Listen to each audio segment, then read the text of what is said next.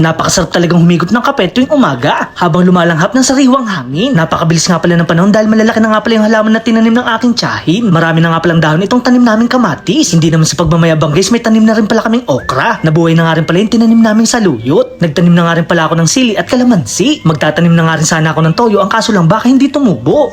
Char! Bali guys, ngayong araw nga pala ay maglilinis tayo ng filter. Medyo matagal-tagal ko na nga rin pala itong hindi nalilinisan kaya malabo na ang tubig. Habang wala pa nga tayong ginagawa, ito muna yung ating pagkakaabalahan. Sa aking tansya nga pala, halos 2 buwan ko na to hindi nalilinisan. Mabuti na nga lang washable itong ating mga inilagay. Babanlawan na kasi natin to hanggang maging malinis ang lumalabas na tubig. Nakakabuti din pala to sa ating mga isda dahil nandito ang good bacteria. Hindi ko na rin pala to ginamitan ng sabon at Scotch Brite lang ang ating ginamit. Pagkatapos nga ito na nga pala yung naging resulta. Bali guys, kapag nag-water change nga pala tayo, kailangan kalahati lang para hindi manibago ang ating mga isda at hindi sila ma-water shock. Katulad nga pala ng sinasabi ko, gumagamit tayo ng washable na filter. Ginagawa nga pala natin to para makatipid at hindi na tayo bili ng bili. Mukhang pwede pa naman tong gamitin at marami pa tayong makukuhang dumi. Hindi na nga pala tayo gumamit ng hose at nagmano-mano na lang. Exercise na rin to para lumakas ang ating pangangatawan. At eto na nga pala ang naging resulta. Malinis na nga pala ulit ang ating tubig at nakikita ko na rin ang ilalim. Pagkatapos ko naman dito sa bahay, ipupuntahan natin si Papa. Papapalitan kasi natin siya ng NGT na dinadaanan ng kanyang pagkain. Maraming salamat nga pala sa ambulansya ng CDRRMO ng Kabuyaw. Malaking bagay nga pala to dahil madali namin nadadala si Papa sa ospital ng libre. Kagandahan nga din pala dito ay malapit lang sa amin ang ospital. Mabilis nga din pala napalitan ng NGT si Papa. Hindi na nga pala kami nagtagal sa loob at agad din kami nakaalis. Sobrang nagpapasalamat talaga ako sa mga taong tumulong sa amin kanina. Big shoutout naman kay RJ sa pin dahil sa kanya nakahiram tayo ng ambulansya. So paano guys, hanggang dito na lang. Maraming salamat sa panonood.